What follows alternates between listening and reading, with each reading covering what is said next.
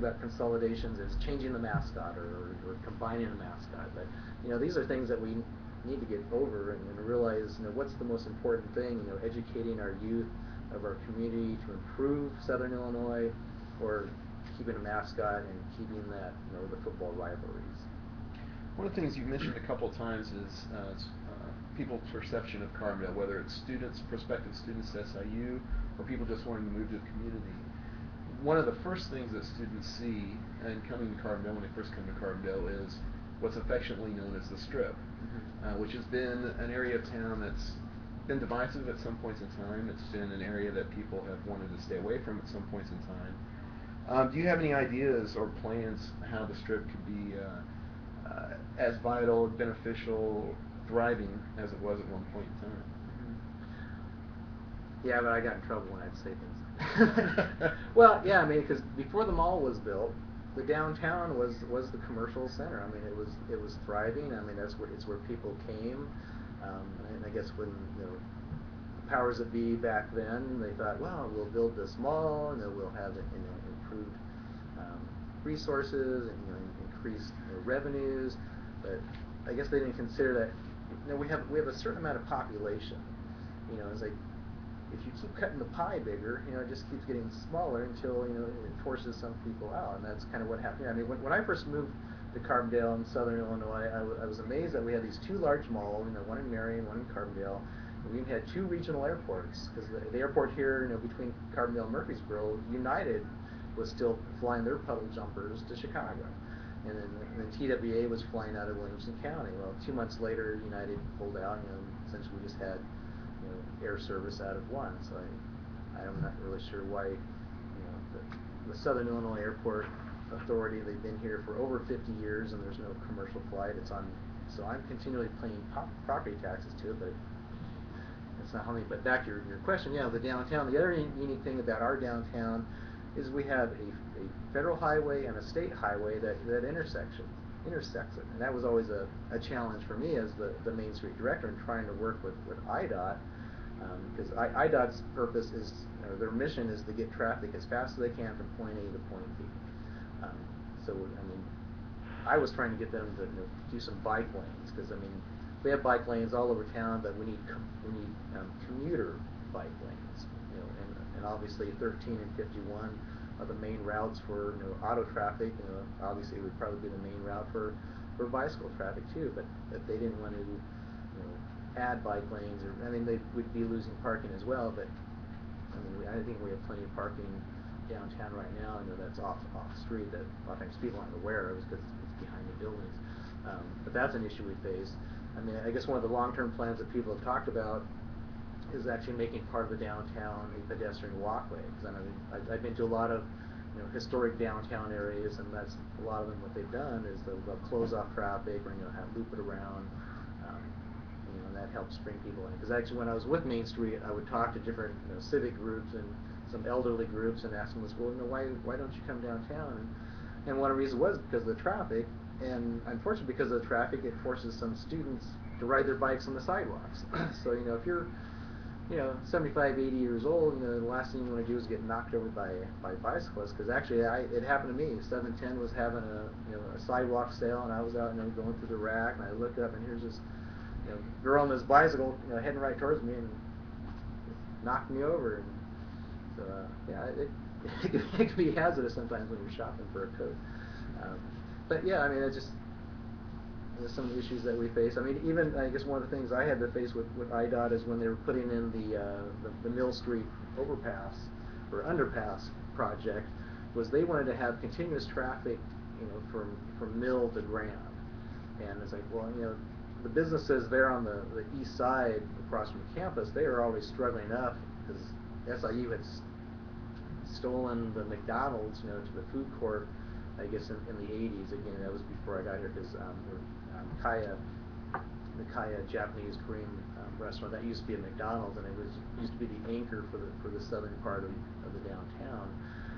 And so those businesses south of there, I mean, they've been struggling ever since. And then IDOT wanted to close off any left turn lanes there, so we fought that and got them to keep that open. So trying to get IDOT to realize that, hey, these businesses are paying, taxes to support you. It's almost a no-brainer, but sometimes you have to point things out to them. Something else, and this was as a recent thing, and I'm pretty sure that you supported this.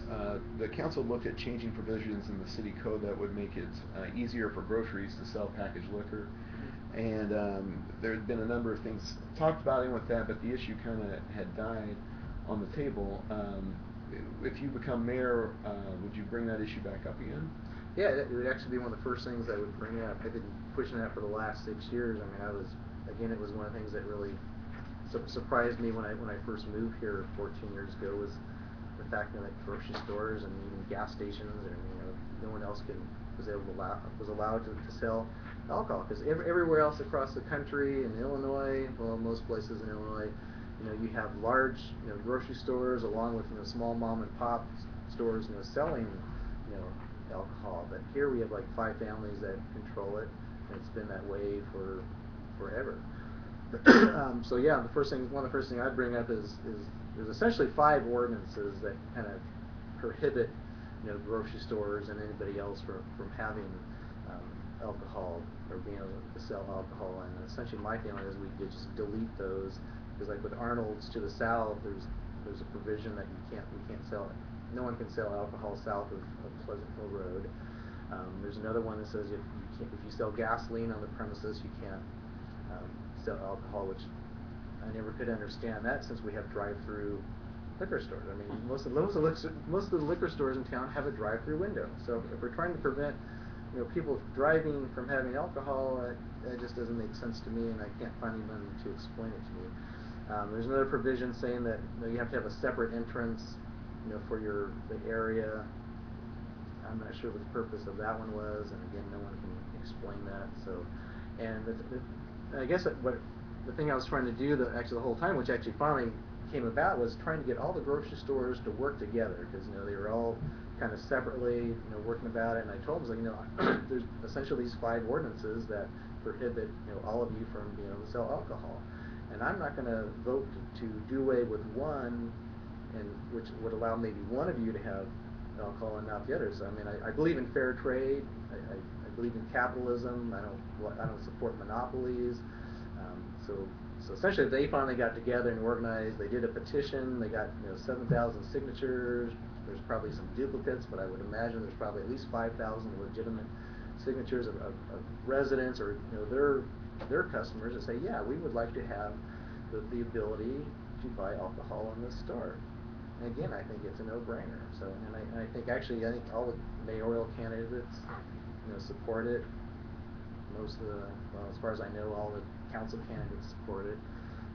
But yeah, I see no reason. I mean, it's amazing now. I've met some business owners that seem to be opposed to capitalism, or they're against competition, which seems contradictory to their business, because I think it would only help Carbondale, because we're actually losing sales tax revenue to Murfreesboro, to the new Walmart, and not just alcohol purchases, but food purchases, clothing purchases, because I've been told there's people anywhere that they want to avoid, I guess, the traffic on the east side, and so they'll just get on Sycamore and loop around on the 13 and go to Walmart, and they can do all their one-stop shopping and do their groceries, their alcohol, clothing, whatever, and then zip back home. So it's been counterproductive not to allow our grocery stores or other businesses to sell alcohol. So sorry to ramble on, but that's my view.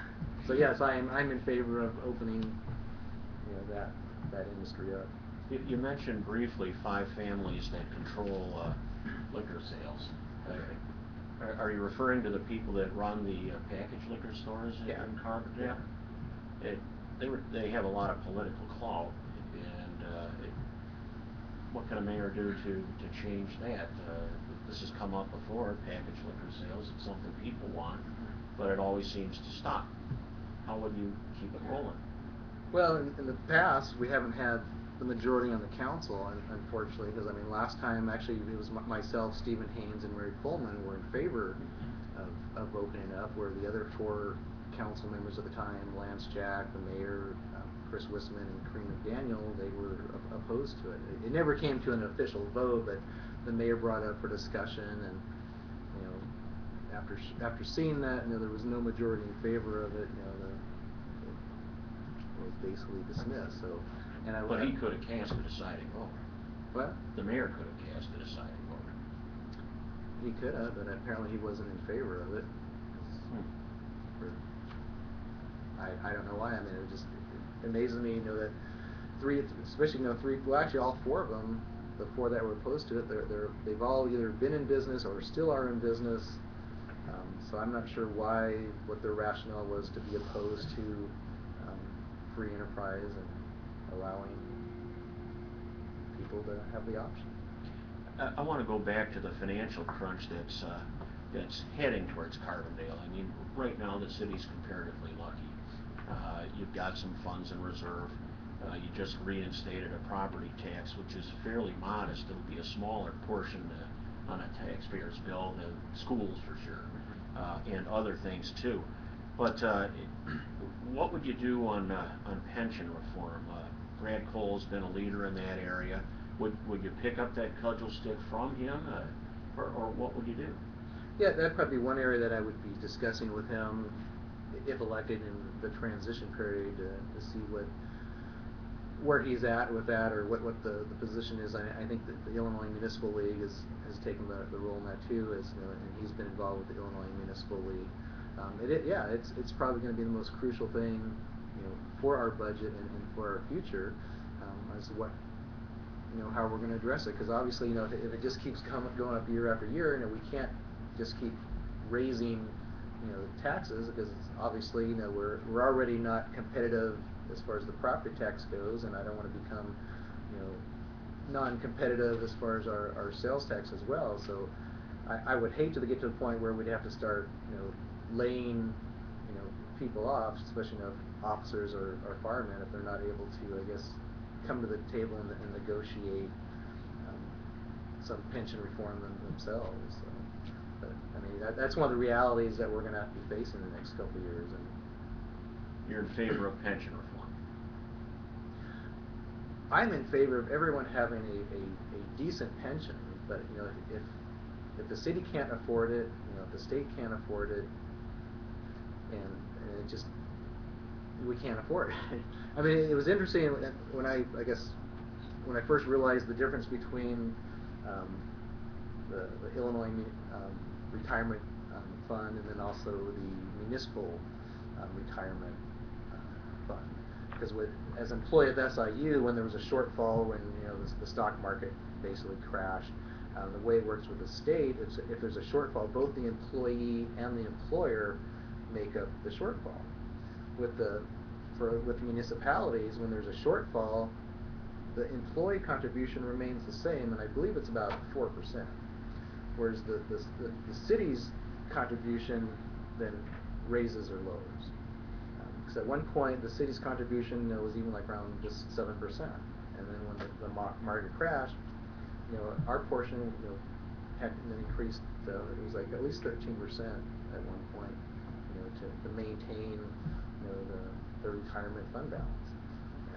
And, you know, I mean, that can only go on for so long until unfortunately we would have to probably, you know, make some layoffs. But I think we first need to, you know, sit down with the unions involved, and I mean, I think in the past, you know, there's been some very, you know, a lot of good give and take with the unions as far as, you know, salary negotiation, because I mean, I think they have a good grasp on reality on what the financial situation is, you know, not only with the city but with the state, and so I think that's something that I could, you know, assist with, because I've had good relationships with our police department and our fire department, and I guess even my family background, because I have relatives that are currently police officers in other cities around the country, and then relatives that were in the fire departments around the country. So I could get disowned by certain family members, you know, if I was to, you know, suddenly start voting against, you know, police and fire issues. Sometimes that happens to mayors, I think. Yeah. Let me ask you too. You know, the way a financial crunch happens in any kind of municipality is either you're not